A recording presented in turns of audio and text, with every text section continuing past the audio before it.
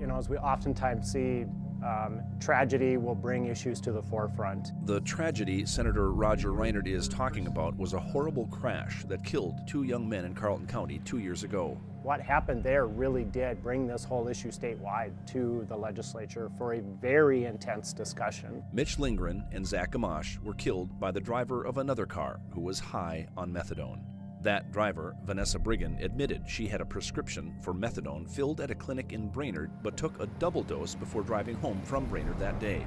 She pleaded guilty to 2 counts of criminal vehicular homicide and was sentenced to 6 years in prison. But what we learned out of that incident, out of those 2 tragic deaths in Carleton County, was that oversight was not strong enough, and this whole issue of the take-home treatment was really something that needed to be looked into. And it has been. Lawmakers and the general public have been learning a lot about methadone. It's a substitute drug given to people addicted to heroin or prescription pills to help them function in society. But is just distributing methadone to addicts really the best that can be done for them? Methadone is not treatment for addiction. It's a tool to stabilize people. Gary Olson says we can do more, much more.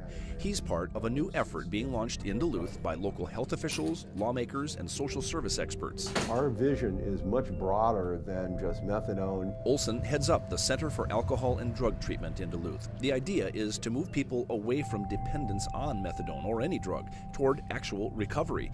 He's convinced that giving people methadone alone won't do it, but that drug treatments and proper psychological counseling will.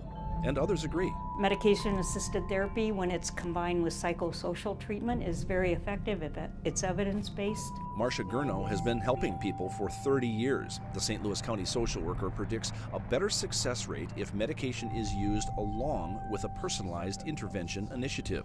The goal, she says, is to help people stop taking drugs. And that's what our hope is, that we can move into that. The director of the St. Louis County Public Health Department, Ann Bushy, is excited to see these new treatment options be used here. The Center for Alcohol and Drug was selected to move towards becoming a medication-assisted therapy provider. The clinic that we're developing is a part of a broad-based collaborative effort to kind of get a handle and manage this opioid crisis. It involves the medical community, it involves law enforcement, it involves treatment facilities, it involves the public health department. Olson and Bushy say addiction is not just a medical problem. It's also a social problem, a criminal justice problem, even a public safety problem. So stakeholders from all these arenas came together to come up with this broader counseling-oriented model. We know that the Center for Alcohol and Drug is really committed to,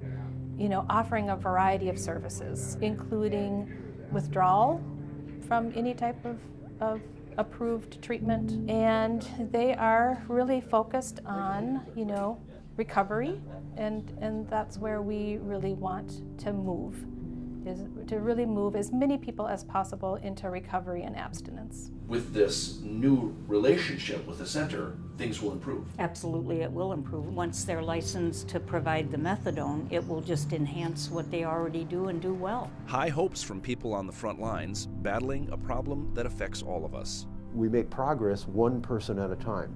This issue can only be resolved one person at a time. So we have to meet people where they're at, deliver a service that's going to benefit them and work with them collaboratively to reduce the risk and harm to themselves and the community.